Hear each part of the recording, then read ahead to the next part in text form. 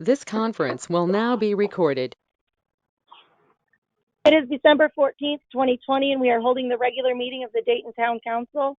This meeting is being held by phone because of the COVID-19 pandemic and in compliance with governor's executive orders. This meeting is open for the public to listen in real time and via recording afterward, and an option has been provided for residents to speak during the meeting on agenda items.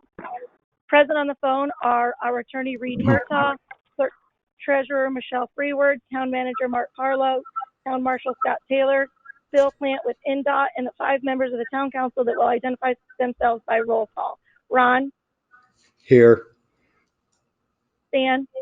Here. Ashley? Here. Carla? Here. And I'm Jen, and I'm here, so all 5 council members are present. Okay, first up is the utility adjustment report for 11/1 to 11/30, 11/1/2020 to 11/30/2020. Michelle, do you want to make any comments about it? No, it's just the normal stuff. Okay. I make a motion to approve the adjustment report dated 11/1/2020 to 11/30/2020.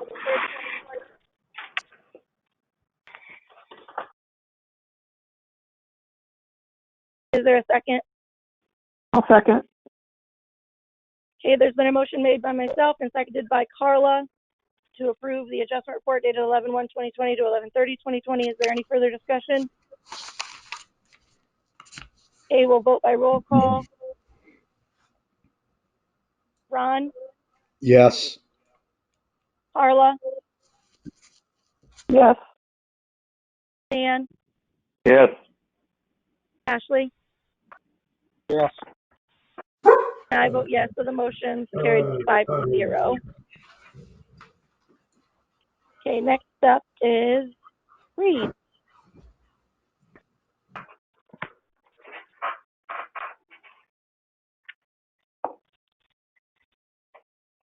Reed, are you there? Uh-oh. I believe I muted Reed. Sorry, Reed. Sorry, Reed, you were muted. No problem. Yeah, I don't have anything to report for this meeting. Okay.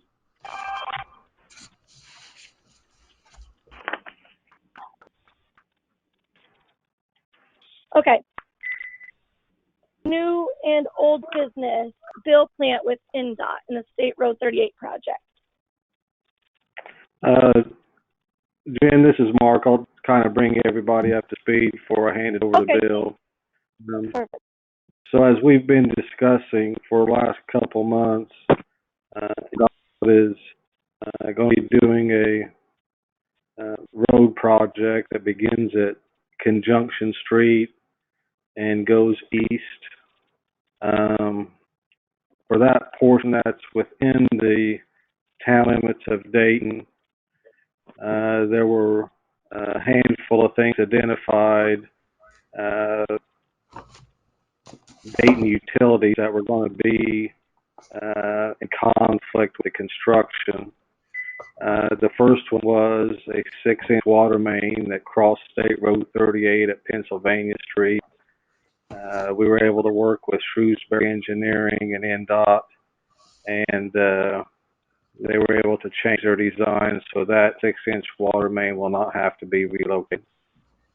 On the very eastern end of town, there's a fire hydrant at the corner of Delaware and State Road 38, where they're going to be placing riprap, rock, and they're asking that that fire hydrant be relocated. Also, there are 3 1-inch copper water lines crossing State Road 38 that the design is showing are going to be in the way of the storm drain pipes. So in my discussions with NDOT and Shrewsbury Engineering, part of the discussion was if it's even necessary to relocate these things, the fire hydrant and the 1-inch lines, versus just changing the design somewhat. And while Shrewsbury was able to change the design to accommodate the 6-inch water main, they could not do so with the fire hydrant or the 1-inch water lines. So the discussion to this point is who's going to pay for the relocation of the hydrant and the 1-inch water lines. And I've been in touch with Angela DeWeese at Shrewsbury and a handful of different people at NDOT. And that brings us to this evening. And rather than having me relay questions from board to NDOT and from NDOT back to the board, I thought it would just be better to have Mr. Plant on the phone tonight to answer your questions and kind of explain the situation. Where it stands right now is that NDOT will be requiring the town of Dayton to pay for relocation of the fire hydrant and the relocation of the 1-inch water lines. They have agreed that this could be part of the overall contract for the State Road 38 improvement, so we wouldn't have to find a contractor ourselves per se. But regardless of whether we find the contractor or it's part of their contract, they still feel that the town should pay for the relocation of these utilities within the state road right away. So with that, I'll turn it over to Bill, and I'm sure he's available to answer any questions you might have for him. So there you go, Bill. Yes, sir. Can you guys hear me? Yes. Cool. Yep, I'm Bill Plant. I'm a utility administrator for NDOT, so I handle these agreements and sort of the broader level of utility coordination with NDOT. So Mark provided a good summary, and NDOT obviously wants to pair with and team up with cities however we can. And, we try to do that as much as possible and, find what avenues to cover the costs of relocations and stuff. But, our Indiana laws are in place where we're only required to, or only allowed to, I should say, reimburse in certain ways, or else we jeopardize our entire project's federal funding, and this is federally funded. And so this is one of those that, we looked at avenues to try to come up with ways that we could reimburse the city and or the town and have us pay for it, and couldn't find a good way. So we've sort of gotten approximate estimate of costs, although not perfect, but we think the total cost of construction and design, correct me if I'm wrong, Mark, would be less than probably $25,000. But obviously that's, still a lot of money in real money. So any questions that you guys have, I'm happy to help with. And like Mark said, our contractor can do the work, but we need an agreement in place saying that the town has the money for their part to basically, as soon as the project lets, which is scheduled in April, that the town can pay us basically so that we can then pay our contractor and not be holding up the money ourselves and fronting the money. And the town is also either required to or pay somebody to design the project as well. So basically the design would become a part of our plans for the project as a whole. How much was our cost again for the relocation? Mark, you have a better number than me. I do. So, as Bill just said, not only are we required to pay for the relocation, but we're required to pay for the engineering services to do that relocation. So I reached out to BFNS Engineering, and they said the engineering services for this would be $3,500, and their cost estimate to relocate the fire hydrant and the 3 1-inch water lines would be $17,950. So we'd be looking at around $21,000 Can you total repeat that cost. number again, Mark? $3,500 for engineering, Just the total you said. 21,000. 21. Okay, thank you.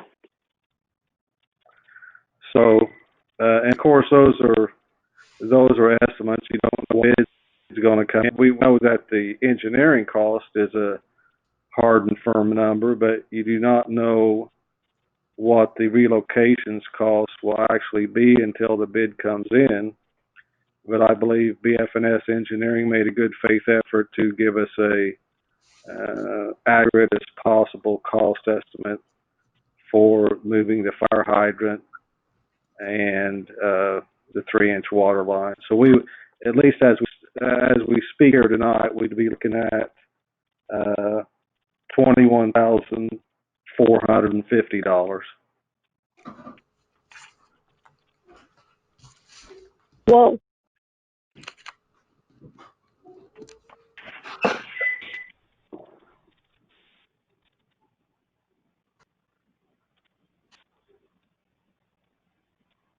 What exactly is happening on that portion of State Road 38? It's a total reconstruction. They'll be putting in new sidewalks, new storm drains, new curbing, new pavement.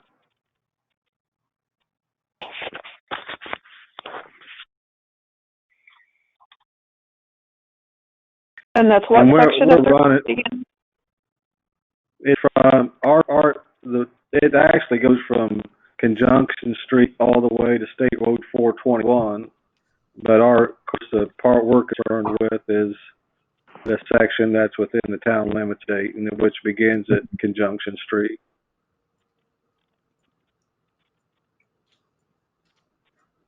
Right, and then out to the town limits, or that we're talking about.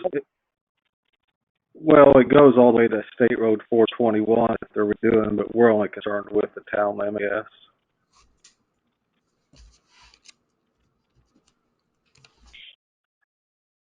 What happens to a town that would? Go ahead, Jen. What happens to a town that wouldn't have $21,000 to move 3 lines and a hydrant and pay for engineering costs?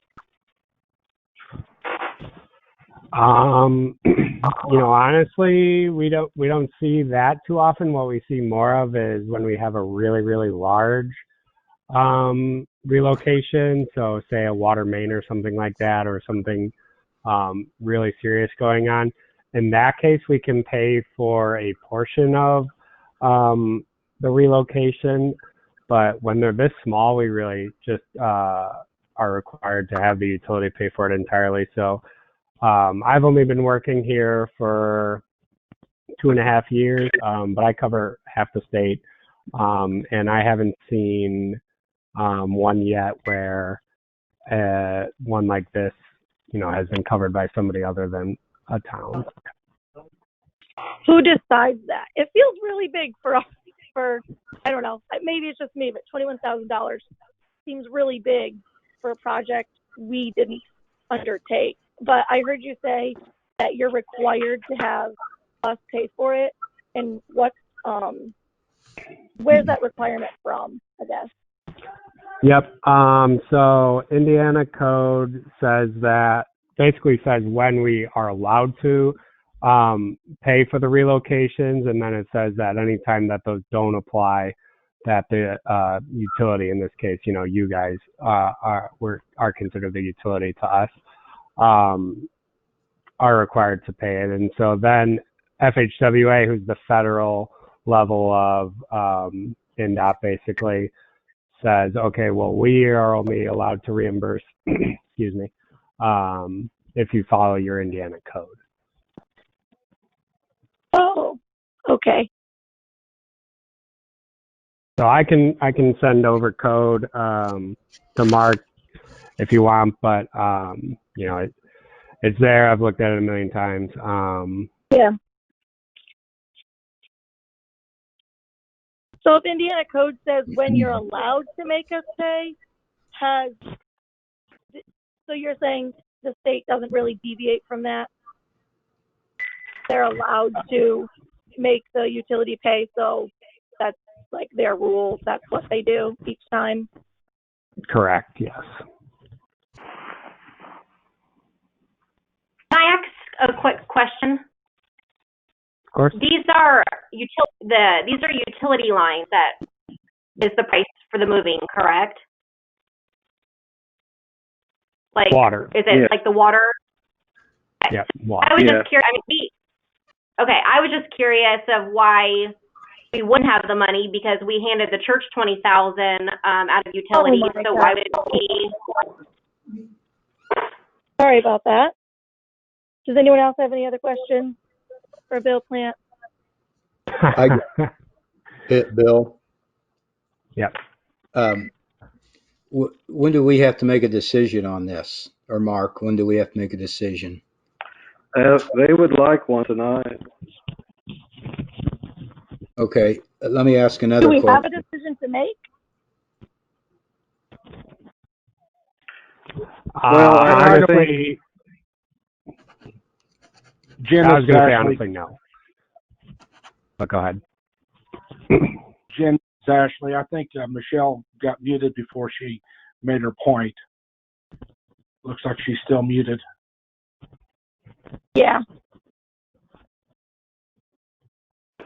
Can I ask another question?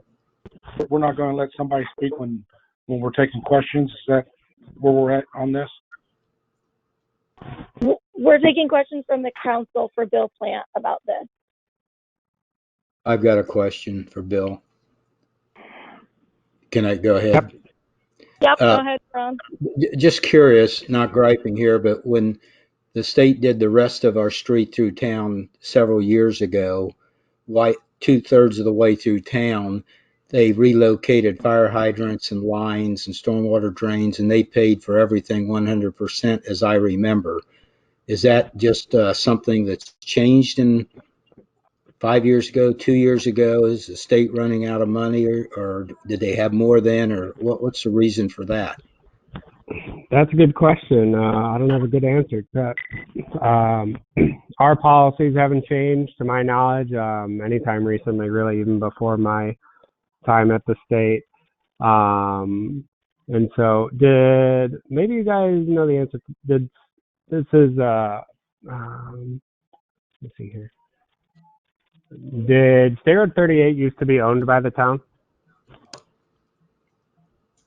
No, I don't think that's it's always been the state highway, just like the part you're doing. Okay, that's what I was wondering. That's one way that sometimes it happens, is if the roadway was owned by the town previously, we can sometimes work our way through that.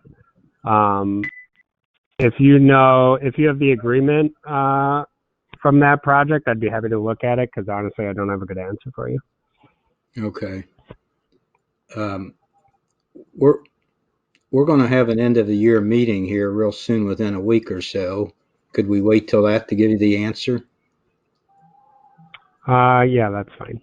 Okay, thanks. I think that's all the questions I got. Did any other council members have anything to ask? Yeah, I have something. You know, I think Michelle, our clerk treasurer, as a physical officer of this town, should be involved in these discussions. I don't think that her phone should be muted.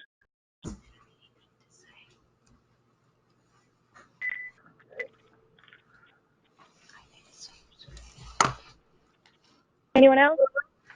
Dan or Carla? Bill, Bill, this is Mark. As soon as this meeting is held that Ron referenced, I'll get back to you as soon as possible. I know that time is of the essence on your end of this, so I'll do whatever I can to get back to you one way or the other as soon as possible. Okay, I appreciate that. I'm sorry to be the bearer of bad news. Part of my job isn't fun, trust me. So we want to work with you guys. I appreciate understanding, and I know you guys are a small town, and 25,000 is a lot of money to me too. Trust me. So. Thank you for being Well, here. thank you for taking the time to be on here. Yeah. Yep, and excuse me. Mark has my email as well, so any other questions or what have you, I'm always available. Thank you. Okay, thank you. Thank you. Thank you. Okay, utility report, Mark. Okay, all right. Oh wait, I'm sorry, Mark. I skipped the rest of new and old business. Can I interrupt you? Sure. I'm sorry. I did have a bit of old business. I don't know if anyone else does, but I think that we need to talk about, with the new office being built, we need to talk about when we're going to start accepting applications for a utility clerk, and then like what we want on the application, if we just use the same application as before, or if we need to change anything. I don't know. But I don't know if anybody else has any comments, but I would like to have someone hired and ready to go as soon as possible, as soon as the office is ready. Have you written a job description? I think those are things that we probably need to talk about. I think, Jen, I think we have a job description from when we hired the last person. And my thoughts would be to use that job description and get it out there and start taking applications as soon as possible. I don't, think there's any big increases or any changes. That's why we're looking at a new person now to actually honor the job description that we had before instead of deviating from it. So. What a joke. So do you need a motion to? Well, do you have the job description or the application? Can that be sent to the council? I think the council needs to see a job description. We need to talk about, what a person would be paid, and we need to, vote on it. That's good. We do need to, actually. So can we get the old job description so that we can email it to us so we can start looking, and our next meeting we can discuss it, make the changes, and get it out there? Michelle, would you be willing to email that information to us? Oh, I'm sorry. I didn't realize I was allowed to talk. Yes, I can. But just so you know, you guys also need to realize that I don't know if Ree has forwarded you the letter from my attorney yet, but I physically cannot fit everything in the office. So that office that you're going to call as my new office is going to be my new storage room, and my office is going to be moved to my house. So also I cannot move a 8x10 safe in a 6.5 by 7 office room and files. I don't have a safe in there. I don't have shelving. So this isn't like you guys are going to kick Michelle out in 2 days. This is going to be a very time consuming. And right now the ordinances show that I am responsible for the clerk treasurer. So before you guys hire, I think Reed should get all of that in motion to where it's not in my hands anymore. So there's a bunch of ordinances that need to be changed and all of that. Okay. So that it's getting out of my hands, not my responsibility. We can get you file cabinets or shelves, whatever it is you need for your office. Oh, I'll be ordering them. I'm just saying you also have to have a safe. Michelle, that safe, most town clerks do not have a huge walk-in 1890s bank safe in their building. We You have have to that have a safe. safe for the money, Ron. That's what I'm talking about. Michelle, let me finish, please. Okay, I let you talk. I don't need you to. That safe is in the utilities office, not the town clerk's office. The utilities office, and it holds money that the utility clerk takes and deposits and gives you that you get the paper slip from it. So that safe is not locked, by the way. And Yes, it is locked. no, it It is isn't. key locked. Yes, Yeah. it is. I have a key to unlock it, Ron. Yeah. All right. And I also have a But anyway, cash in Michelle. there that is cash. Okay, Michelle. Okay, The let Ron thing finish is, this. you don't need, by law, you don't need a safe that size. Jen, I think All right, I need a safe. appropriate. Hold on, Ashley. It's Michelle. Well, you guys also don't realize that I'm going to be the one taking the bank deposits. The utility clerk is not going to. I am still going to have control of the money. They'll be collecting it, but I will still be running and doing the deposit. They will not have access to The that. utility clerk will take the deposits, as I think Susie Bass has talked to you about it, Michelle. You strictly do the clerk. Oh, no, certain I have duties. talked to my attorney. No, because they are not under my liability. Yeah. Okay. Go ahead, Ron. Well, every time you talk, Michelle's snapping out I there. know. So, but the utility clerk is the one that takes the money, makes the deposits, and enters it in the books. And in the past, we've had the clerk do it also because we worked in conjunction, and the clerk was nice enough to work with the utilities clerk in that office and got along with them. Michelle has told us the entire year that she does not want us to hire somebody. She will not help somebody. They will not be in her office. And that is not her office. It's a utility office. And the town has to provide a clerk treasurer's office that is secure. And that's what we are doing. This is, Michelle, by the way, Michelle's muted right now, so she can't reply.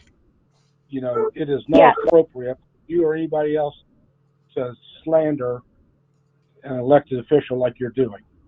I'm not slandering anybody, Ashley. I'm telling the truth. I'm telling the truth is why we're building an office, because we have no other choice whatsoever. We tried every avenue the entire year. You can see the hatred here, Ashley.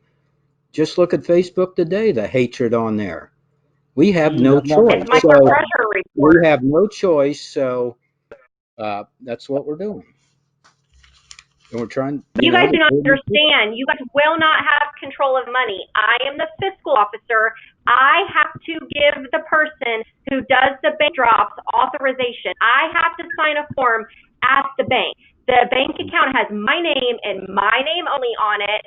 Read the duties. The only time that the utility clerk would take the money if she is working with the clerk treasurer, I can trust her. I am not trusting somebody to walk away with cash that I am responsible for. And if you don't like it, we will go to court. I am not going to be responsible for your guys' game. Yeah, well, talk to Susie Bass, who taught you everything else. I don't need to talk to Susie. She's not my attorney.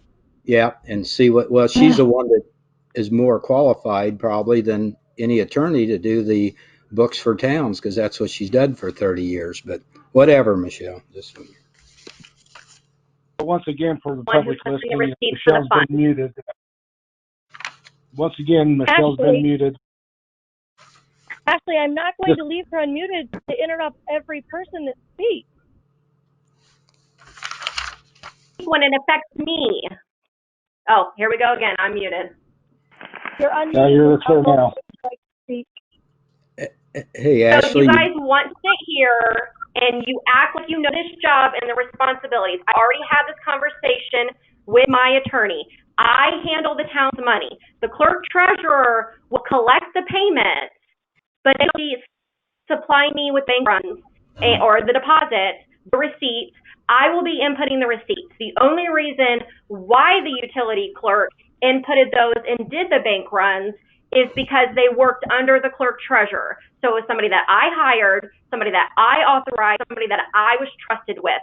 And no way, and my attorney agrees, should I have absolutely no reason to have to sit here and put my liability on the line to sit here and trust somebody that you guys pick that I'm not personally working with and that's not personally not under me to make the bank runs and to do all of that? It's not happening. I am going to protect myself because I am responsible for the physical money. And also, Ron, I do have money because you muted me earlier. We have a petty cash drawer. I never said I needed an 8x10 safe. We made the point of, once you move that 8x10 safe in this back room with all of these documents, I physically will not fit into that room. So thank you. You have built me a storage room, but my office, my computer, and all of that is going to have to be moved to my house, and the town is going to have to supply me with phone, internet, and fax because I physically cannot work in that space. I cannot fit. Well, it's bigger. You are giving a person who, Michelle. excuse me, I'm still talking. I'm still talking, Ron. If you don't want me to interrupt you, you don't interrupt me. So you guys want to give one person a 16x20 room, 8x10 safe, to that all their responsibility is take utility payments. That's it. They still give all of the records and everything. So you guys are paying for a $5,000 wall. Plus we're going to be paying $1,000 to get Mark Jones in here to get new equipment, to transfer everything, to wipe out that computer with anything that has to do with clerk treasurer, because right now they are shared.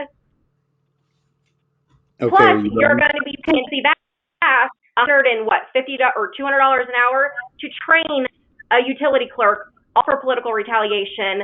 And you guys can lie and say it's not, but everybody sees it. So just so you know, it's not. It's going to be time consuming. It's Okay. not going to be you have 3 days to. Jen, Because I'm just going to have to get my office set up at my house. could I say That's something? your opinion. Thank you, Michelle. Go ahead, Ron. Yeah. First of Well, all, if it's not, yeah. Michelle, please, I just let you talk.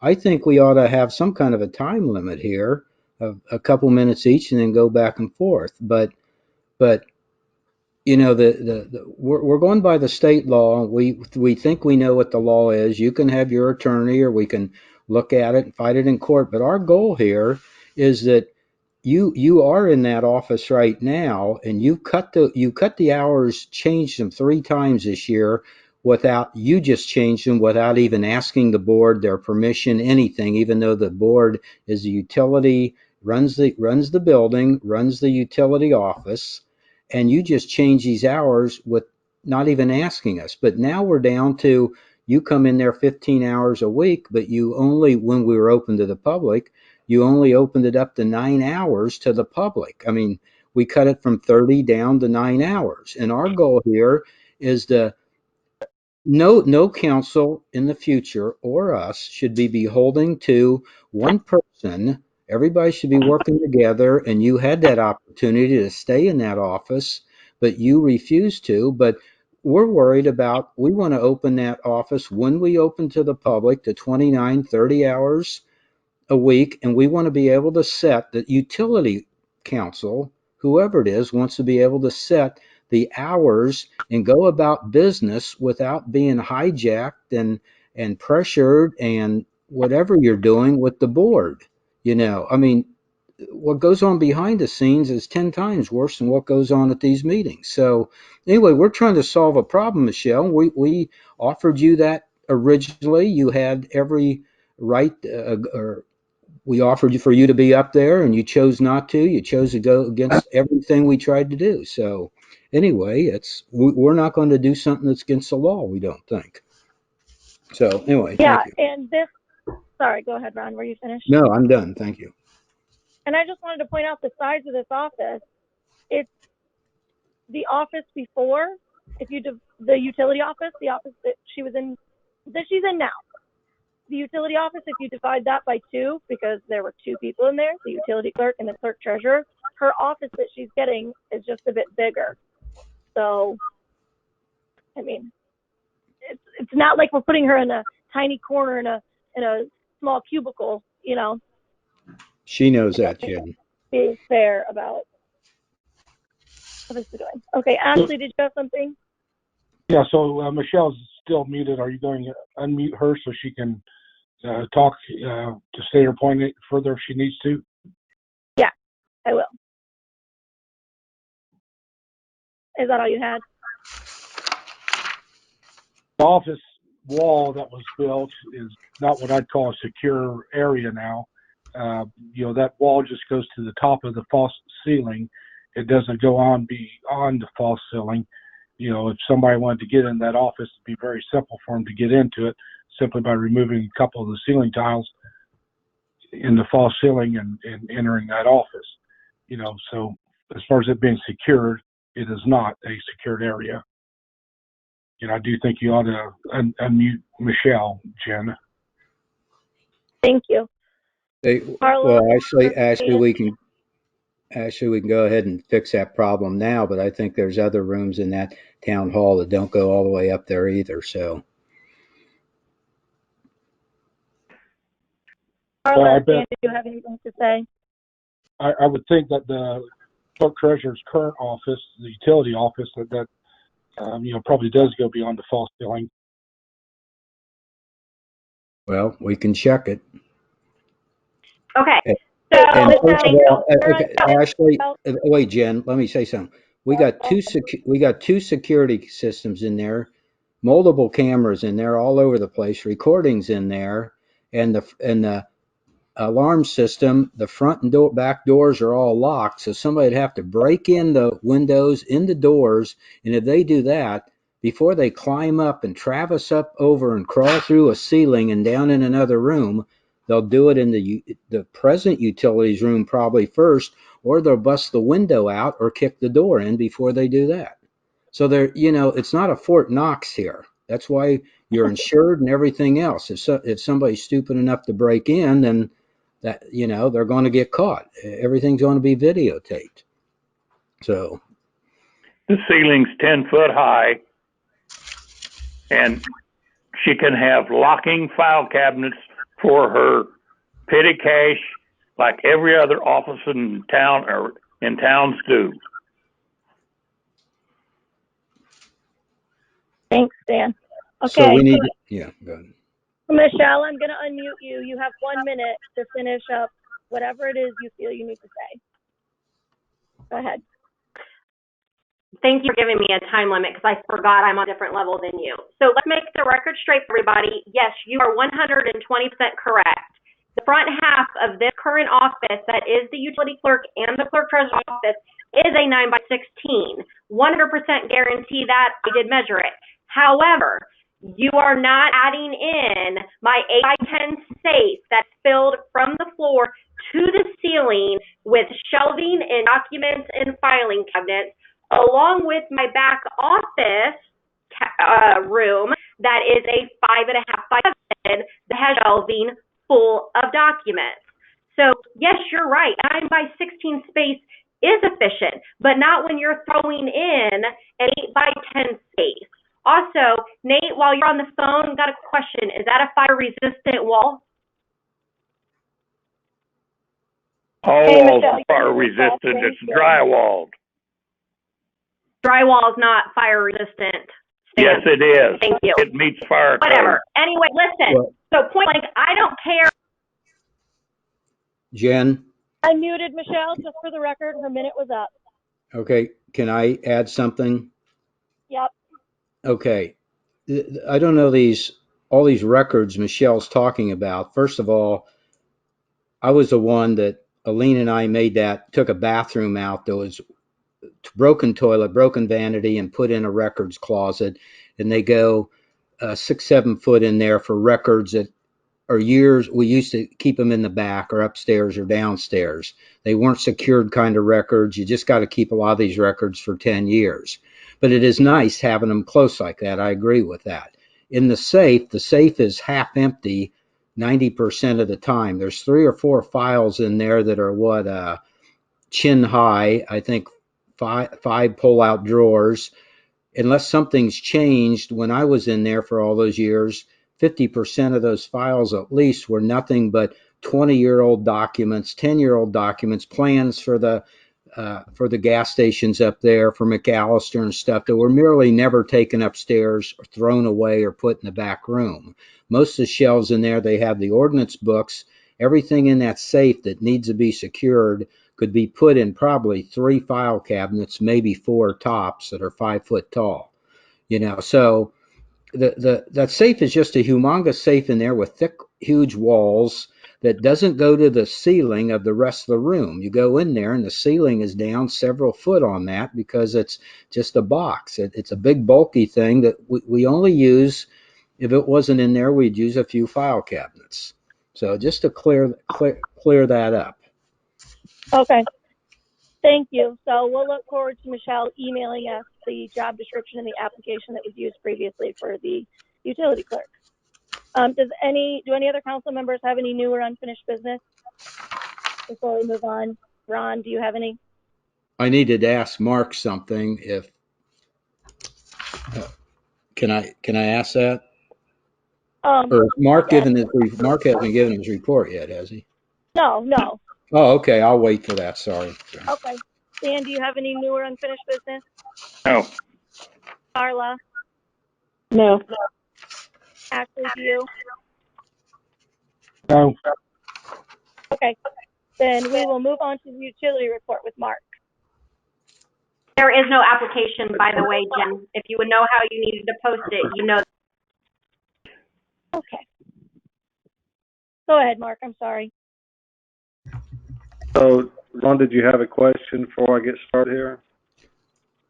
Oh, I just wanted to know if you ever found out about going down Dayton Road, that sewage line. There's 4 or 5 manholes, and some of them are 34 foot back from the edge of Dayton Road. Some are 22 foot back. And Mark was going to check with DFNS what it zigzags down the road, what that reason was for. Seems like it should be in a straight line. And we have got, we're waiting on the as-built blueprints that will shed some more light on that, and they have not submitted those yet. Okay. Vestor's the one that has to submit those before the town will even consider accepting the project. So we're still waiting on those. And last I checked, they said they'd have them as soon as possible, but it's for the whole development, not just Dayton Road Course. Okay, thanks. All right. So the first item on my report is the Community Crossing Grant preliminary cost estimate. So last Tuesday, I had emailed everybody the cost estimate with 2 different scenarios. The one scenario was doing all that had been proposed, plus the driveway approaches on Cagle's Mill. If we do it that way, the town would have out-of-pocket cost of $87,000. Now, the grant, the community crossing grant, it pays for 75% of everything, including those driveway approaches. If we're doing work on the street also, it won't let you just pick out something. It won't let you sidewalks on the street if you're not working on the street.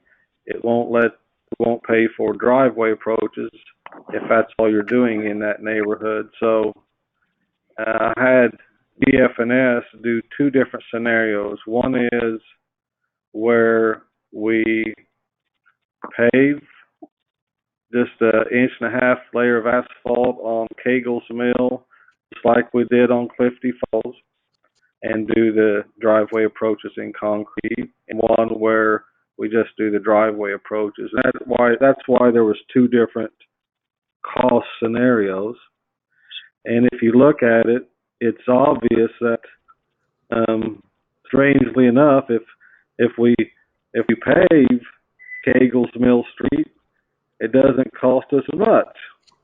But that's just because how the 75-25 cost share framework works.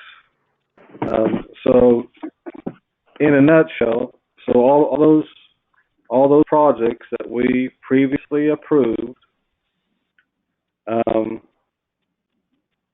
Total cost $287,674.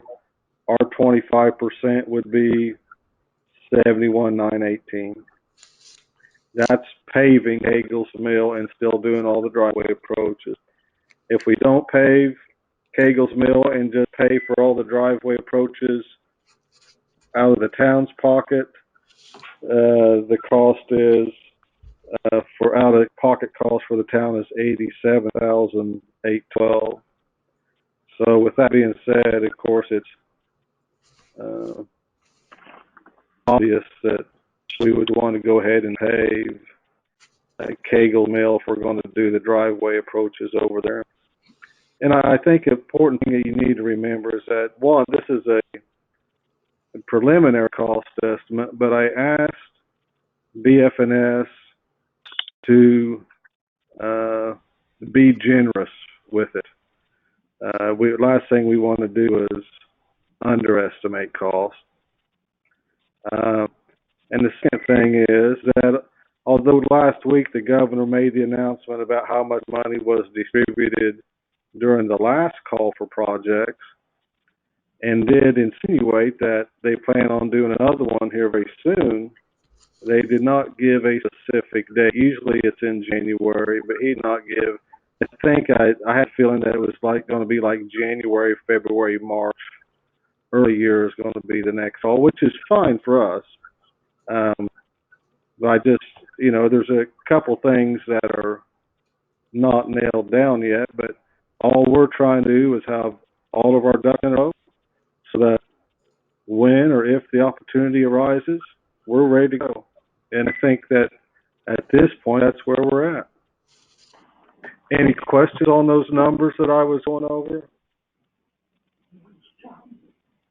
I don't. I think you're right. It's very obvious. Do we need to decide, do we need to have a vote?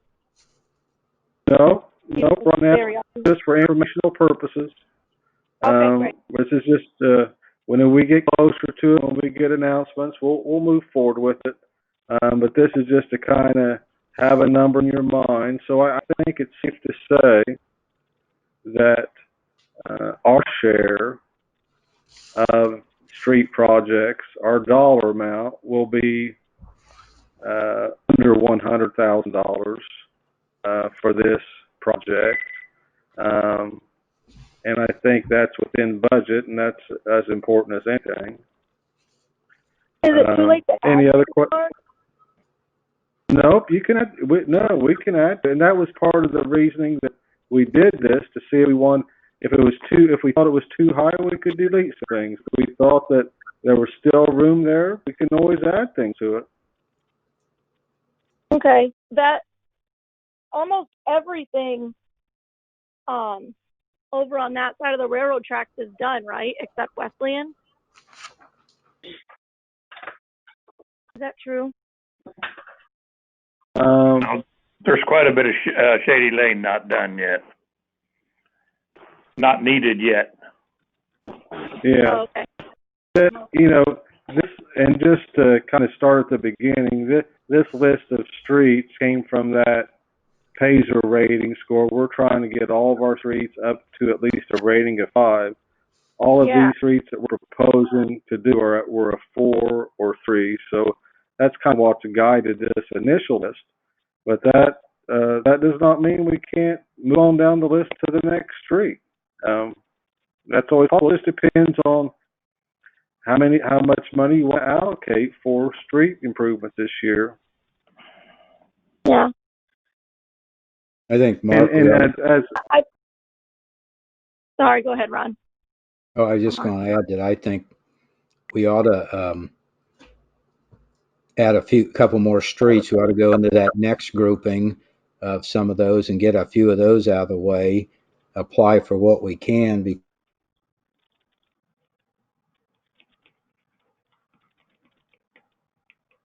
I think there's like 6 or 7 that got cracks all over them. They're nothing but cracks, And we can look at the next couple on the list. I'll get that list out tomorrow, and I'll give you and Stan a call, and I'll go look at them first, and then I'll touch base with you and Stan and kind of give you my thoughts on them, because they're going to, from this point on, although they're on the list, there's other things that we'll consider about them, because not only are we doing street asphalt work, but there might be some sidewalks that need done on those also. So that's always something we want to consider. Right. Mark, But I'll take a look at, yeah, go ahead, Stan. I talked to you a while back about the streets up there and that were paved over the concrete before, and where all the cracks are, where the cracks were in the concrete. Could we look at getting those tarred and sealed to keep the water from busting up the new concrete? Sure, yeah, we can crack those. I mean, they're really nice streets now, but if we leave it and the water gets down in them cracks and freezes, they'll, like you said, it's only 1.5 inches thick asphalt. Yes, they're on Cliff Falls and Turkey Run and Sacamax, where you're talking about there. Right. Yeah, I'll take a look at those also. Mark, it was nice to hear you say that BF&S is not underestimating, but overestimating these streets, so we don't get stuck like with the last engineers, where when you underestimate, it costs you. I think it cost us $40,000+ because of their mistakes last time. So if they keep that up, that's great that we can get everything covered and we don't have to eat extra out of pocket expenses like before. Well, and I think we always want to overestimate whenever we apply for any type of grant, just simply for that. One, you never know what it will come in at, but I think whenever you're applying for grant money versus loan money, you always want to shoot high. Yes. Okay, any other questions on that? If not, I'll move on. The next item is the mileage update. So there's some formal paperwork that has to be filled out, submitted to NDOT whenever we add streets. And with the development of and action of Baker Farms, we've now taken on responsibility for a stretch to the south on Dayton Road. So I've submitted the paperwork to NDOT on that so that we can start receiving MVH funds, etc., for that amount of mileage. So I'm just kind of letting you know that process is in the works. We'll move on to stormwater. Whenever we were looking at these street projects last month, one of the items for discussion was storm drainage at the intersection of Main and Dayton Road, and we don't have a good feel for what's needed there. So we decided to pass on that storm drainage improvement with this group of community crossing projects. But I would like to request that we have some preliminary work done on those storm drains and storm lines from Main Street to College Street along Dayton Road. And what that would involve is just hiring a company to come in and videotape the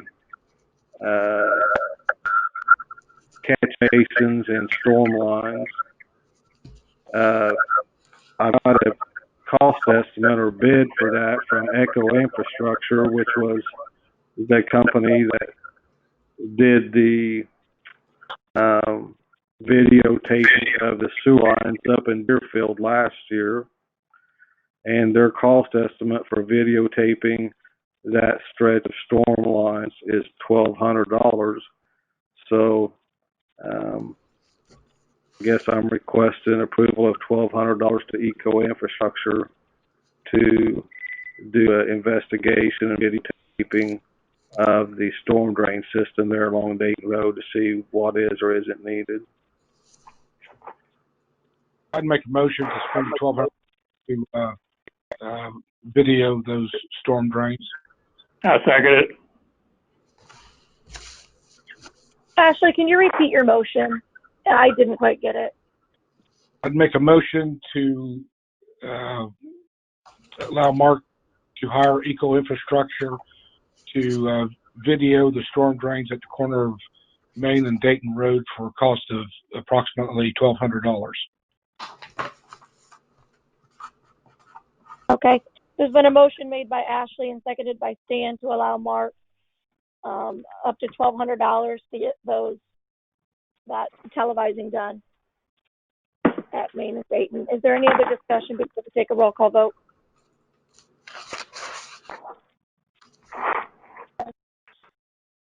Ashley, how do you vote? Yes. Stan? Yes. Carla? Yes. Ron? Yes. And I vote yes, so that passes 5-0. Thank you very much. I appreciate that. The next item is the storm ditch easements. So, approximately 2 years ago, I received a quote for the cleaning of the storm swale, is what I'll call it, behind the houses along Dayton Road that run from Republican. There's the machine shed or pole barn on Republican. It runs north to Dayton there behind houses, and it's grown up in brush and trees and been silted in. That ditch actually drains the storm pipe system that covers Republican Street and parts of Main Street and several homes along Dayton Road. That outlet pipe, it's 18-inch concrete outlet pipe, and it's more than half covered with dirt, and just where that ditch is silted in and brush has grown. So I'd gotten a cost estimate or a quote to have that all cleaned out, and it was quite big because it's a long stretch and it's a lot to be taken out there, and it was for around $13,000. But before we could move forward on it, it came to my attention that we don't have right of way in there to go and maintain that ditch. So I put together a list of the homeowners who have property that back up to that drainage swale. I've got their parcel numbers and their mailing addresses. So I guess I'm requesting, or seeing if you think it's a good idea, I'd like to give this list to Reed and see if he could proceed with securing a maintenance easement or right of way. I don't know what you would call for sure along this area, so that not only now but in the future that can be maintained.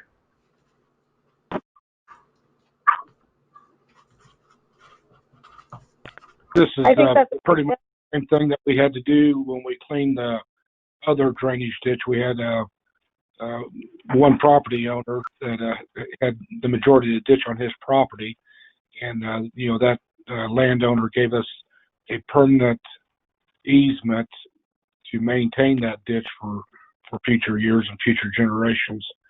I don't really think it's a big deal to anybody. It's in their backyard. It's a drainage ditch. Indiana law would probably point that they're responsible for keeping it cleaned out. Of course, most property owners don't keep things cleaned out, and consequently, here we are with it silted in over the years. I'll make that motion should you all decide to pursue it. Is this something that Reed has to do? Does it all have to be on Reed, or could we maybe send the letters to the homeowners to let them know, and then if they all respond positively to it, then Reed can work his Reed magic and create whatever needs to be created? I don't know myself, Jen. I mean, I know how it should proceed. Well, what happened in the previous scenario that I described was I personally went and talked to the property owner and, got his permission, or got his okay to, that he would agree to do this.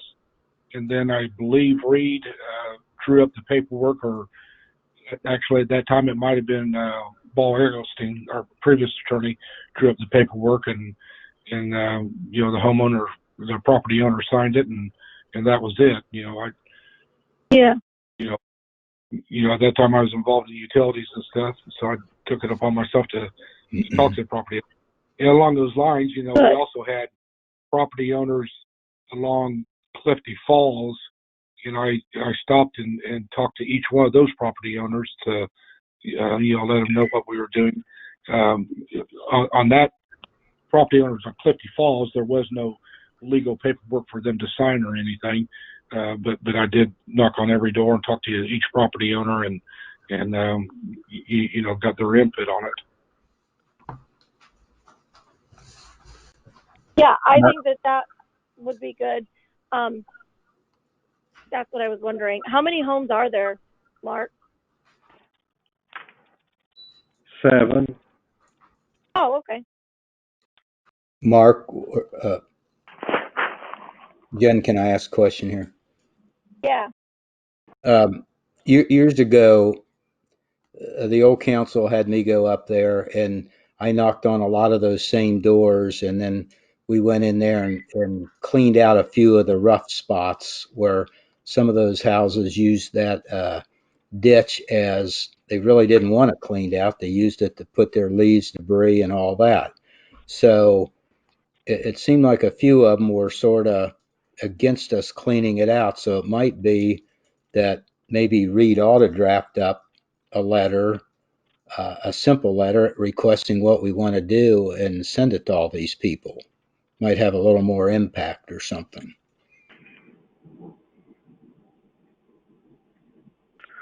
However you guys want to handle it, I think it's something that we need to keep moving forward on.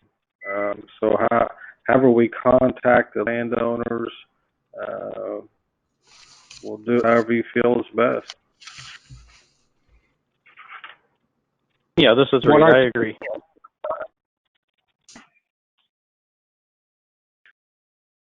We've got we have sufficient funds in our stormwater, what I call our stormwater account. All the homeowners in town pay $5 per month into it. So I don't think that, well, I guess I would say this, any legal costs that we incur for this could be paid out of stormwater, which I think is promising. But I have to agree with you, Ron, that, whether it's Jen knocking on their door or me knocking on their door, it just doesn't hold as much weight as it does if our town attorney sends them a letter. Yeah, and then it's uniform. Everybody hears the same story and gets the same letter, and then because Reed would be having to do the paperwork anyway to get the right of way along there. So, well, it kind of where I'm going with what I said earlier is, by knocking on the door before they get a letter, then number one, they know the letter's coming. Number two, if they have any questions, you could get those out of the way. I found, talking with this one landowner, once he understood the situation and everything, he was very agreeable to helping us out. Before we cleaned the stormwater ditch, the homeowners that were along Clifty Falls, it was basically out of courtesy to let them know what was going on, and I was able to answer their questions. Everybody wants to know, when's it going to happen, how long is it going to take, what the condition's going to be when we're done, and all that. So I found it very helpful just, to get those questions out of the way from the get-go. But I'm not saying that one replaces the other. I think personally, I think both of them ought to be done. Talk to the people before the letter goes out. That way they're expecting it. That way you got your questions taken care of. Hopefully they'll sign it right away when they get it and send it back, and just kind of help things go a little bit smoother. I believe. Yeah, that's good, Ashley. I think that sounds good. As a homeowner, I would like that. Okay, so Jim, would you like to reach out to him, or would you like for me to? I mean, I'm more than happy to do it, but is it something that you want to do? I'm more than happy to do it. I don't mind. Send me No. Okay. No, I don't mind it. It's not that. Matter of fact, the reason this project came to light is because it was at the request of one of those homeowners. Great. No, it's you're it's not busier going to than be I a am. So if surprise it's to not him. something you want to do, then I'd love to do it. I think this is what I'll do. I think I'm going to reach out to them all by phone first, and then if it requires more time than that after speaking to them on the phone, then I'll reach out to you. Perfect. That be okay? Yeah. So Reed, first I'm going to reach out to all these homeowners, and we'll just start there. I mean, the soonest we'd hope to do this would be in 2021 anyway. So let me begin there. Just so you know, and as I mentioned, there's 7 homeowners. I've got the parcel numbers and their mailing addresses and all that. So whenever we get to that point, at least I've done a little bit of gathering of information. But let me see how this goes and just reaching out to them by phone first. Okay, understood. Any other questions on this? Okay. Last item I have is the Conjunction Street tree trimming. So in October, we were contacted by Tippecanoe School Corporation about tree limbs that were hitting the school buses on the north end of Conjunction. First week in November, I sent a letter to these homeowners, just 2 of them, and nothing's occurred. So I guess I'm just looking for some direction on this.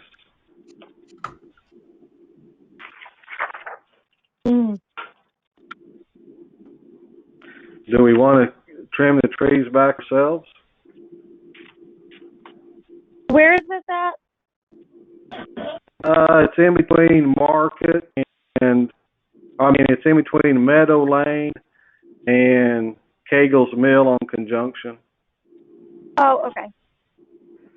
Mark, I'll go up there and look at them, and I can probably get them trimmed up there if they're not going to do them.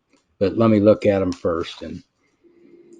Well, get with me so I can let you know exactly what ones I'm talking about. It might be obvious. This way there's no mix-up. Yeah. And if I can't get them, then we'll go, we'll talk about it again. So. Okay. So that's what I have, unless you have some questions. I do not. Thanks, Mark. You're welcome. I have nothing, Mark. Thanks. I have nothing. Thanks. Hey, do any council members have any council comments for this meeting? Dan? Nope. Carla? No. Ashley? No. Ron? No. Okay, there being no Hey, other business before I just have one us. question, sorry. Jim. Yep.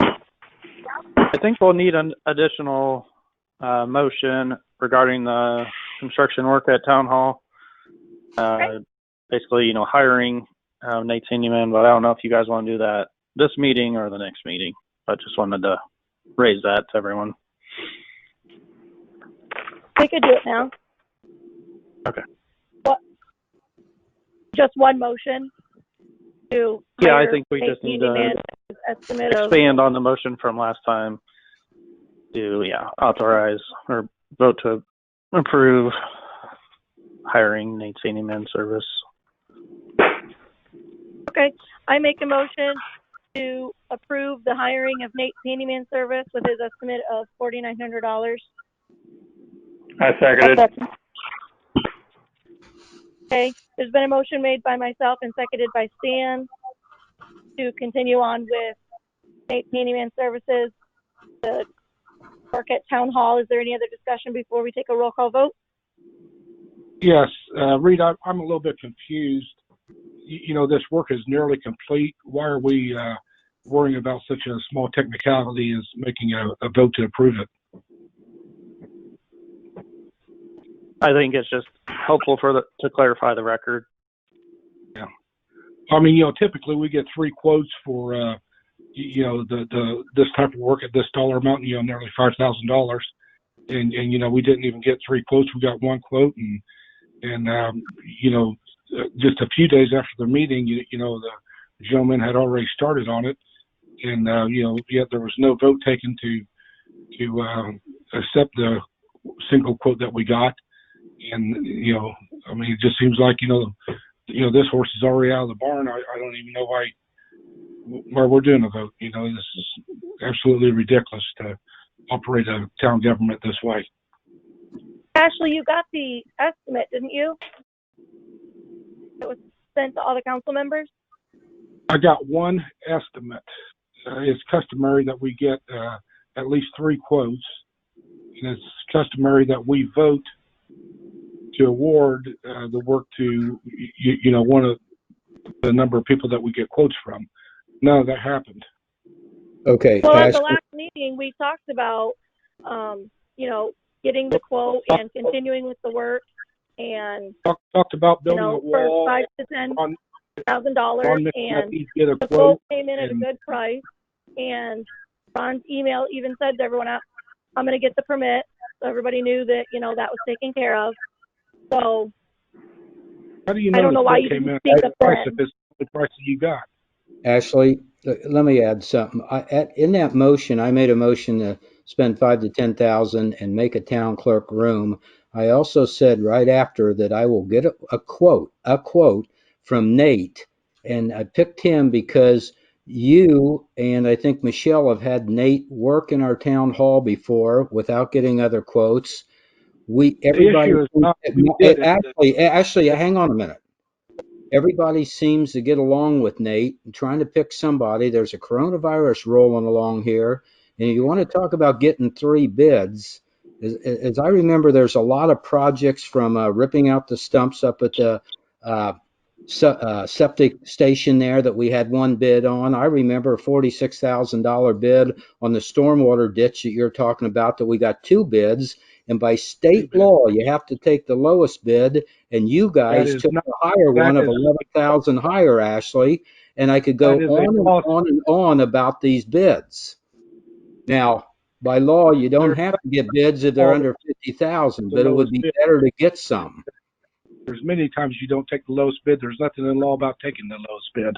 You guys opened it unlawfully before the meeting against the state law and opened a stormwater bid that you have to, by law, on stormwater, take the lowest bid. Then you handpick one of your friends, the higher bidder, and cost this town $11,000 more for doing that stormwater ditch for matching bids. It was the same work on both bids. You guys presented a letter at the town board in the last 2 minutes and said, here's our recommendation, and you voted on it with no discussion in 30 seconds. So that went on and on. Now we're trying to get. We had an opening, time, Ashley. And you were there, and you said, and you got the estimate, and did not say 1 word about anything. We had an opening in public. We awarded it. We did get 2 bids. We awarded it to the higher of the 2 bids. Illegal. The higher bid no, that's not illegal. Yes, it was. The higher bid had stuff in it that the other bid did not have, and we felt it was a better value for the. You voted on it. You opened it before the meeting, Ashley. You cannot open up those bids before the meeting. We had a bid opening for that bid. You had the letter. You had the letter drawn up that accepted them, saying that you wanted them to do it. So you made that letter up before you opened the bid, I guess. And if you go back, you'll see that you didn't open it. So. No, we did not. We had a bid opening like at 4 or 5 o'clock, and then the bid was the town meeting was the following day. Okay. Okay. Let me ask you one other thing. On $12,000 you spent for ripping our fields apart and putting roads through there, how many bids did you get for that, Ashley? Ron, let's get back to today's meeting. Let's move on. And just, okay. All right. Let's get a vote for Nate's Handyman. Okay, Is there any other discussion regarding Nate's Handyman services? All right, we'll take a roll call vote. The motion is to continue on with Nate's Handyman Services doing the work at Town Hall for the estimate of $4,900. Dan, yes or no? Yes. Carla? Yes. Ashley? My vote is no. He's already done with the project. What are we voting on? And Ron? Yes. And I vote yes. So the motion carries 4-1. Okay, there being no other business before us for this meeting, it's adjourned. All right.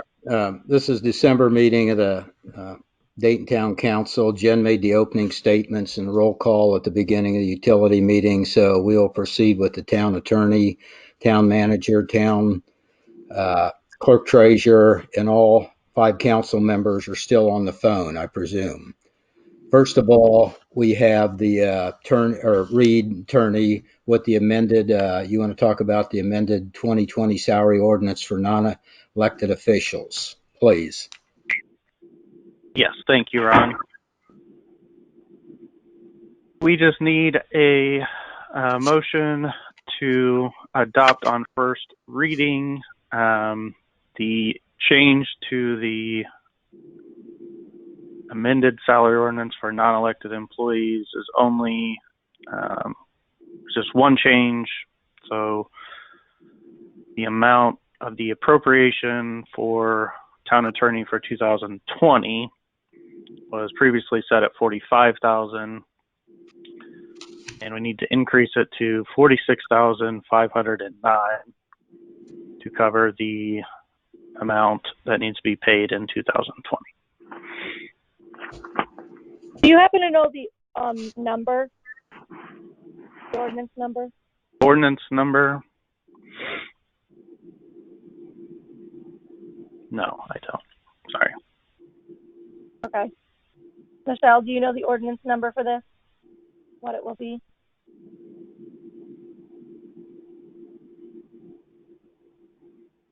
Okay, Michelle's choosing not to speak.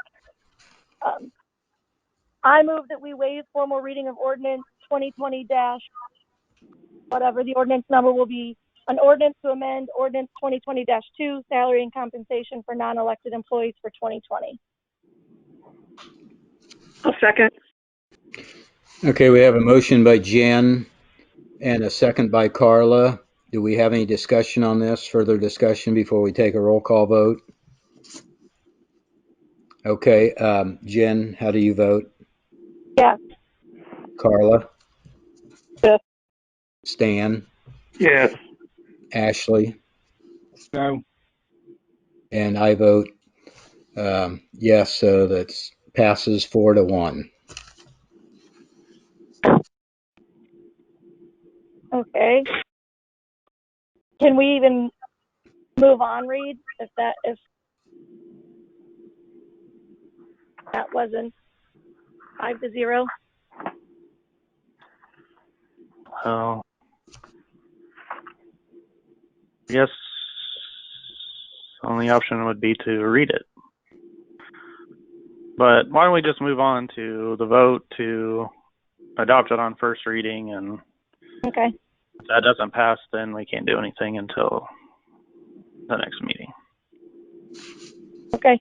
I move that we adopt ordinance 2020 whatever the ordinance number will be, an ordinance to amend ordinance 2020-2, salary and compensation for non-elected employees for 2020 on first reading.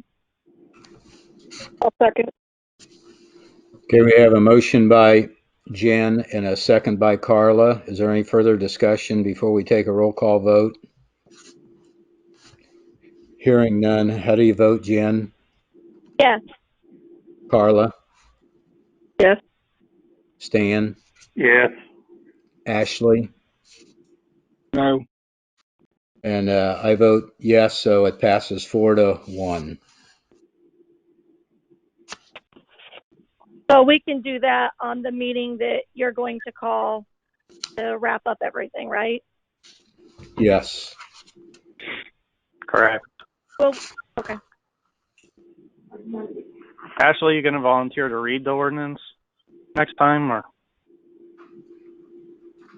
No, I'm not. I think it's ridiculous that this town is spending what we're spending in attorney fees. Nothing against you personally, Reed. I just, as litigious as this council is, I think we're totally out of our minds spending this type of money. Well, it has nothing to do with whether we're going to read the ordinance aloud in the record or whether we're going to waive formal reading. Ashley, If you're worried about attorney curious, fees, if you want me to spend my time while we're on a meeting reading this ordinance, I can, but that would take more of my time. But that's a issue for the next meeting. I just have one comment real quick, Ron, can I? Yes. So we have all the invoices from Reed. He sends them every month. And I was curious what the big differences were, why it would be above this year. And these are detailed invoices. And so much money. I would say half of it is dealing with Michelle or dealing with people, Ashley or others, making ridiculous public access complaints that then have to be responded to and take so much time or money to go to Reed to respond to them. And it's outrageous. Ashley, I encourage you to go back and look at those invoices. It's outrageous how much time it's Ron complaining about Reed, Michelle. Reed it has nothing. It's ridiculous how much time Reed spends, responding to Michelle's lawyer about something that, Michelle could have emailed the council to ask, or responding to Michelle arguing about whatever thing Michelle is deciding to argue about, which seems to be everything this council does. So, yeah. Ashley, I know the whole public doesn't have access to all of these invoices, but you do, Ashley. And if you want to be honest with yourself, go back and look at what Reed spends his time on. I have, and it's eye-opening. He knows that, Jen. So anyway, Jen, I do review those invoices, and I agree with you 100%. This council was given the option to join in mediation with Michelle, and you all said no. And to that point, you wanted to hire your own lawyer to, pursue your endeavors, against Michelle, which I said no to also. Super. So you all chose this fight, and you're paying somebody to fight it for you. Actually, we didn't choose anything. Hold on, Go ahead. We then I have a question. Hire a lawyer to pursue getting things that we needed to carry out our duties as the town council of Dayton. None of us want to spend extra money that we don't have to spend. That's crazy. We don't want to argue. We just want the things that we need to carry out our duty. That's it. Okay. I do have a question, Jen. Yeah. When was that mediation offered? I'm not aware of any mediation besides Michelle trying to force us into her office with Scott taking time out of his day patrolling Dayton to walk in there. Charlie, that mediation was offered in a executive meeting, and quite honestly, I don't know if you were on the board yet or not at that time. I do not recall. It would have been about the time you come on the board. But that mediation was offered, and it was rejected by enough people that the idea was poo-pooed, and you all decided to go ahead and pursue with another attorney action against Michelle.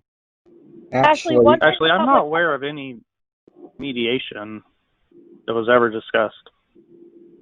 Reed, I brought up the point about mediation, okay? And I got hammered for it, and you all said that. Well, that's only one point. side, though.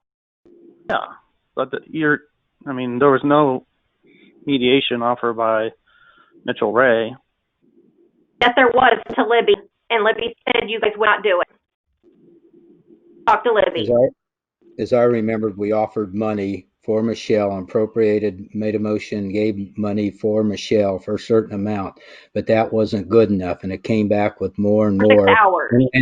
Excuse me, Michelle, and I think after, Ashley, your mediation comes in after the fact, after the town. Remember, we didn't sue ourselves. Our town clerk sued the town. We were just trying to keep our heads above water and coming back without a huge lawsuit on our hands. You can't sit there and just say, oh, okay, go ahead and do it. You have to come back and do something reasonable. So that's everybody's right. But your mediation is... That is not quite the way the chain of events happened, Solar. That's exactly how they happened. Ashley, what does the public access counselor say about the mediation? I don't know. You'd have to ask him. Okay. Okay. Where are we at here? On the new, anybody got new and old business? Need to comment on that? If not, okay. Anybody else?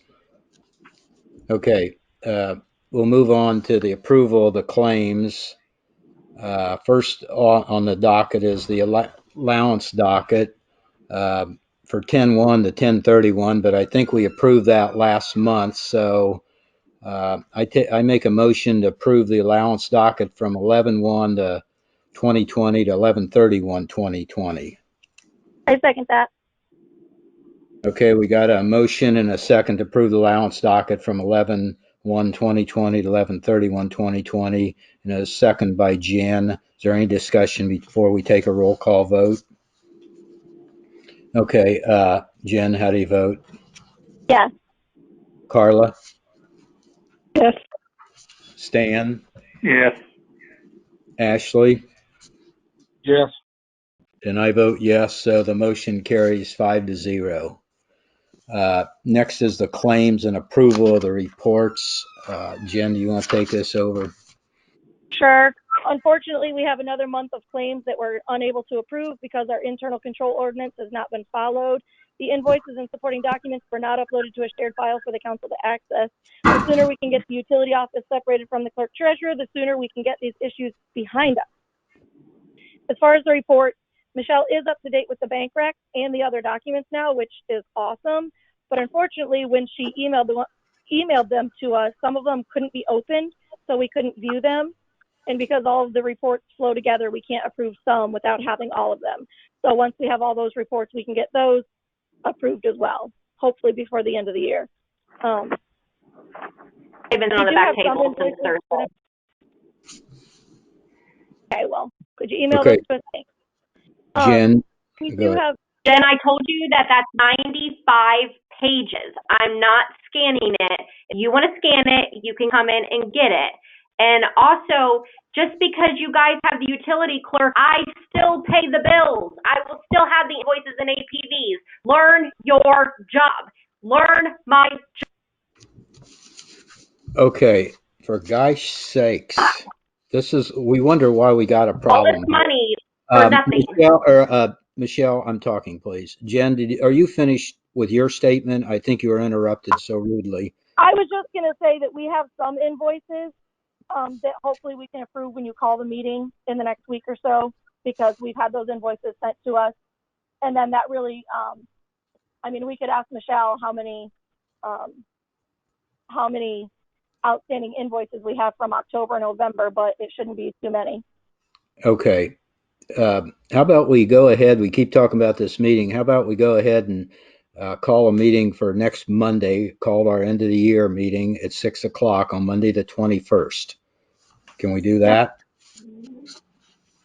Okay. Fine with me. Okay, Carla? I'm sorry, what time did you say? 6 o'clock. Okay, yep. our odd meetings are sort of at 6 and our town meetings are at 7. Okay, so everybody's okay with that? Okay, next on the agenda, I think, is the police report. Marshal Taylor? Hello. Hi, we can hear you. Hi. Okay, good. First thing I wanted to talk about was November activity. We did have a slight dip. Things were a lot slower last month. Just didn't have as many calls. There were some other things that, if you'll notice, the numbers played into that. One being we had several shifts not covered due to COVID-related issues. We had a couple guys under quarantine. These are all the part-time guys. I wasn't affected by this, but a couple guys were under quarantine for a couple of shifts, and we couldn't get those covered. One officer currently has tested positive for COVID, so he's under quarantine also. So that's going to affect one shift. But those were some of the reasons for the lower stats last month. Not as many hours worked. I also had some paid time off, which attributed to those numbers. Any questions on that topic? No. I have none. Okay. And All right. Last month or previous month, you approved the purchase and installation of tires on both squad cars. That has been completed. I alluded to a couple months ago that we would be updating the report management system software county-wide. That is in process now. Prior to that installation being done, I was informed by county IT that all of my computers, which are 4, needed to be updated to Windows 10 to keep up to date on their security protocols. At that time, we didn't know if there would be any costs associated with that, and we didn't know, due to the age of the computers, whether they could be updated to Windows 10. I'm happy to report at this time that all of our computers were able to be updated, and this update was completed by the county IT department, and this was done at no cost to the town of Dayton. So Once that was done, we went with the install of the new report management system, which also included 2 other modules, the Insight, which is our e-ticket module, and our Aries, which is the accident reporting software. So 3 of the 4 major components have been installed and are currently working on our computers. The last component will be the mobile computer terminal and CAD interface, which should be coming online around the first of the year. At this time, we don't know what the overall software costs will be. This will be replacing our old Central Square software that is being phased out. So I'm hoping that it's going to be, less of a yearly cost than what we're currently paying, which is around, I think it's around $1,500 to $2,000 a year we pay for that yearly maintenance fee and licensing agreements. So that's the update on the RMS system. Does anyone have any questions on that? I have none. none. Sounds good, Scott. Okay. I'm currently reviewing our solicitation ordinance.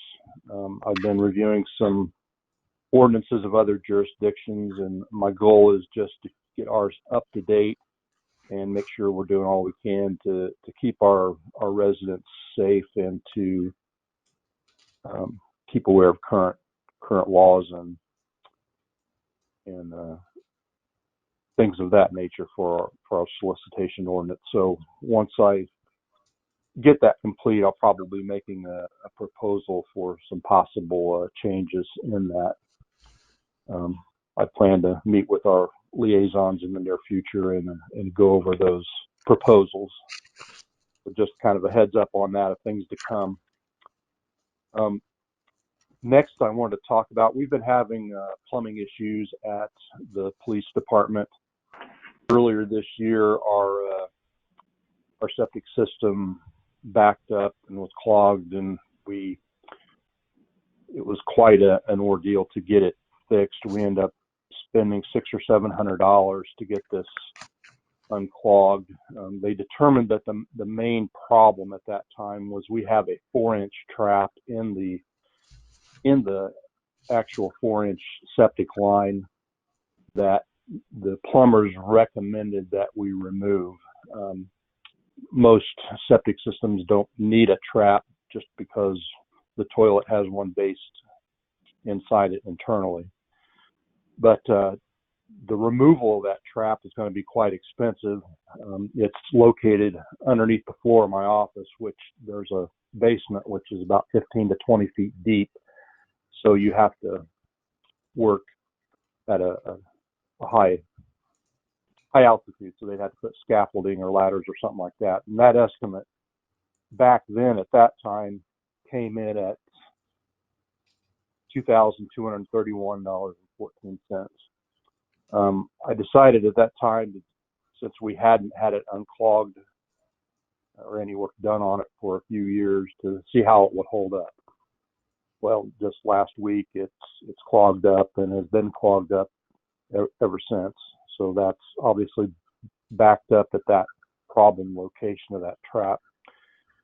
So being kind of a emergency situation and needing that plumbing working, I spoke to council president, and he said to go ahead and get on the list to get that fixed. We had got the quote from Schomer's Plumbing back at that time. I recontacted them, and they said that they would honor that original quote. So I think it would probably be prudent just to get a approval before that work is done for that amount for the council. Somebody want What to was that amount? go ahead? Would you like to make a motion on that? I was asking what the amount was. $2,231.14. I make a motion we hire Schomer's to fix the plumbing at police station. I second that. Okay, we have a motion to fix the plumbing in the police station from Schomer's for $2,231.14. Any more discussion before we take a roll call vote? Okay, hearing no complaints that we only got one bid on that, no more, we'll take a vote. How do you vote, Jen? Yes. How do you vote, Carla? Yes. Stan? Yes. Ashley? Yes. And Ron, I vote yes. The motion carries to have Schomer's do that work. Okay, Scott, anything else? Yeah, one last thing, kind of in conjunction with this, while we were looking at the problems in the basement, I have probably 18 file boxes down there of case reports from previous years, going back almost 20 years. Before we had done the roof project 6 years ago, a lot of water intrusion had in the basement. A lot of those files were damaged and waterlogged. They've since fell apart and degraded, and I really can't do much with them, but I do need to keep them on file just in case something comes up. Every once in a while, maybe once a year, the prosecutor will ask me to look up an old case. So I'd like to do something to preserve what we have. I think the best thing would be to get some heavy-duty plastic totes. That way I can just pick up the whole box and file and put it in that box and keep it from getting any further damage to that. I think some heavy duty totes probably run probably $20 a piece, so I'd probably need to purchase about 20 of those. So we'd be looking around $400 or $500. I'd just like to get an approval to go ahead with that. Would shelving help to get them off the floor? Yeah, I think we need to do that. Maybe put some blocking down with some 2x10s or 2x12s and set these totes on that. That way we don't have to worry about water filling up. It's dry now, and it's been dry. The roof has fixed that. But just in case, something leaks, breaks, if we got them up off the floor and had them in totes, that would help that out.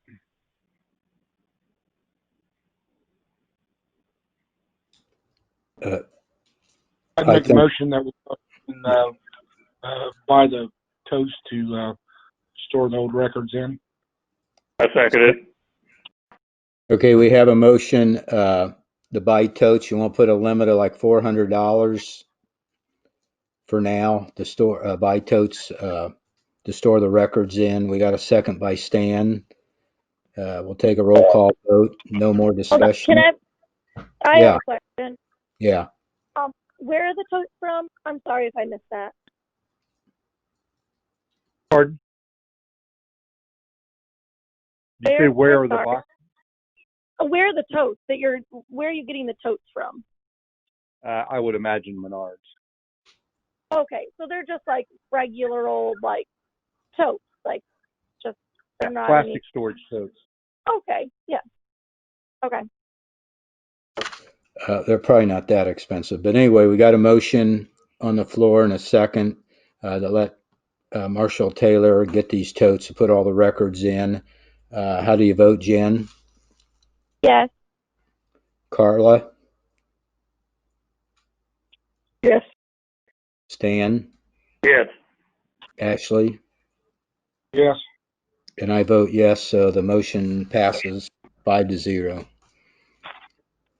Thank you. That's all I have. Does anyone have any questions? No. None for me. Thanks, Marshall. Thanks. All right. Thanks, Scott. We're not paying any of the new claims tonight. I see there's additional claims. We'll have our clerk treasurer's report, but Michelle, I'm not sure if you're going to have additional claims, but remember we have to have them still 5 days ahead for approving them. You could get them to us, and then we could approve them at next You do Monday have them. meeting. We could. You already have the two claims that need to be additionally approved separately. Okay, Michelle, maybe I could finish my sentence, and then you could jump in there and say we got them. So anyway, so any that we don't have 5 days ahead, we need to wait till Monday. So do you want to make your clerk treasurer's report?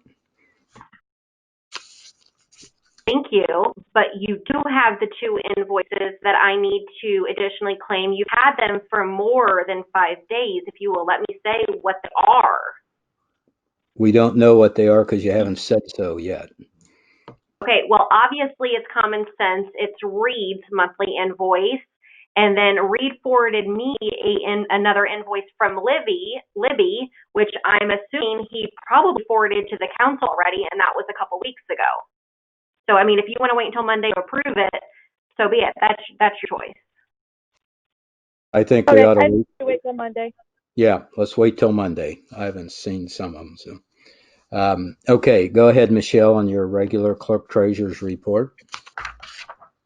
So the only thing that I have is, obviously, because I've been muted 15 times, I've decided to give my clerk treasurer report on my clerk treasurer page, and all of you have already read that.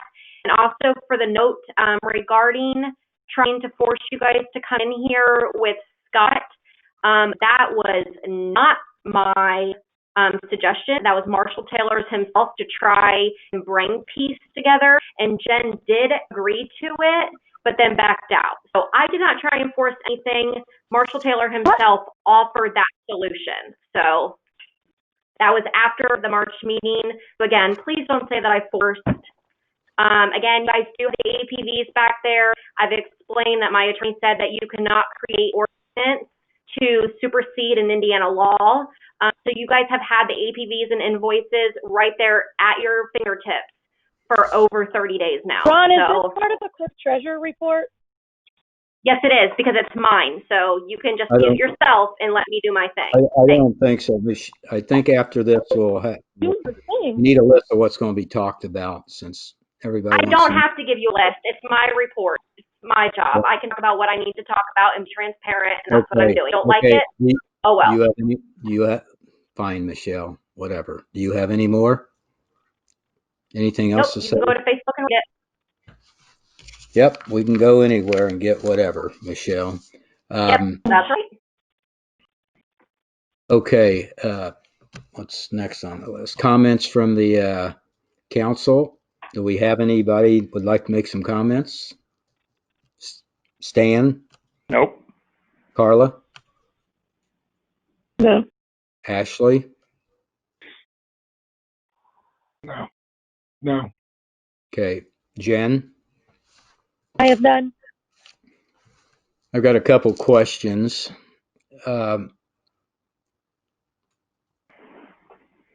Okay, first of all, Jen and Michelle, if you would please post the meeting for our next one, wherever you guys both do it, for on the Monday the 21st at 6 p.m. for our end of the year meeting.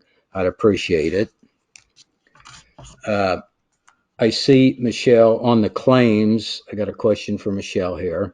On the claims, there's a bill for $5,823.67 from BF&S for Baker Farms. Has Malacus been sent that bill yet?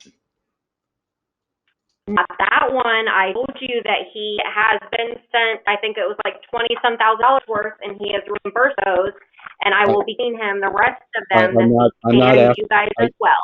Michelle, just a yes or no. Did you send him the bill for the $58.23? Apparently that's no.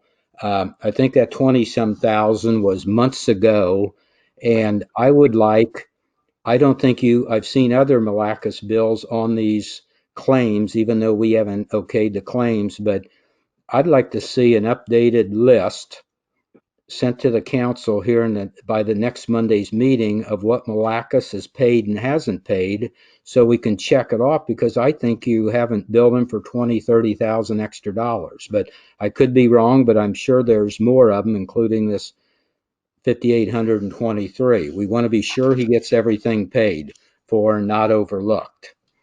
Correct, and I just said that, and as you know, I've had to do a whole year's worth of bank recs along with the utilities Michelle, job and along with everything else. You should be able to bring it up real quick, and I'm just asking again. I have to pull them all individually, Ron. Again, you don't know my job. It's not a click of a button. Thank You're you, welcome. Michelle. If you keep it You're up, very welcome, Ron. You'll keep it up to date.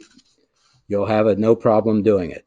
The second thing is, I want to inform everybody that Malacus called a couple weeks ago and asked about the town signing off on that subdivision, and we can't do that till next spring. I think I already said this at a meeting about not signing off on it until all the stormwater things are done, the street lights are done, and all the as-belts, everything is up to the specifications and everything. But he wanted to start a couple foundations, and so I told him go down the area plan. They said he could build one, but I heard the other day, apparently, just to keep the record straight, Malacus, somebody bought a lot out there, and Malacus told him that Ron and the council would not let him build houses till next spring.